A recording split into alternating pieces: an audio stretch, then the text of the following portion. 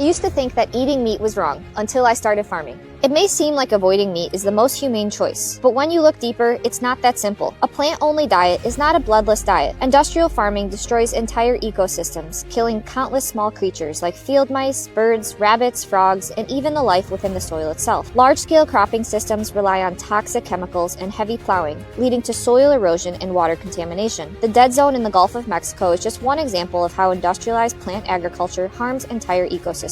Our modern disconnect from nature makes it easy to either turn a blind eye or place all the blame on animal agriculture. But arguably, rejecting our role in the natural cycle of life is what's truly inhumane. We get it. We didn't grow up this way. In fact, we were plant-based for years. The thought of taking an animal's life felt impossible. But when we became livestock farmers practicing regenerative agriculture, something changed. We came to love and respect animals more than ever before because we finally understood how to work with nature, not against it. Our regeneratively raised animals live the best lives possible. I made a video before talking about regenerative farming, but in this video, you can see there's a little bit of greenwashing trying to say that being on a plant-based diet still kills animals. And as vegans, even I'm a vegan, we know that it's not about being completely perfect. It's about just reducing the amount of death. When it comes down to regenerative farming, as she said in the video, she still defends off the certain wildlife that try to eat those animals. Now, here's the thing. When it comes down to regenerative farming, it is a better practice than factory farms. She's 100%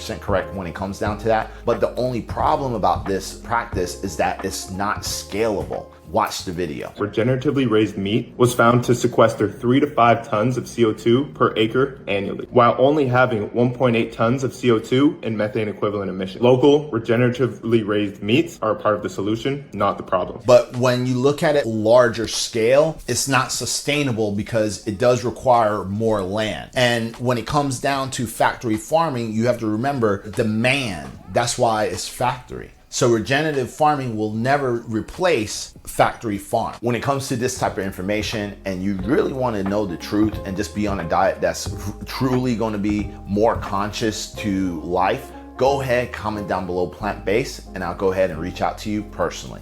Peace.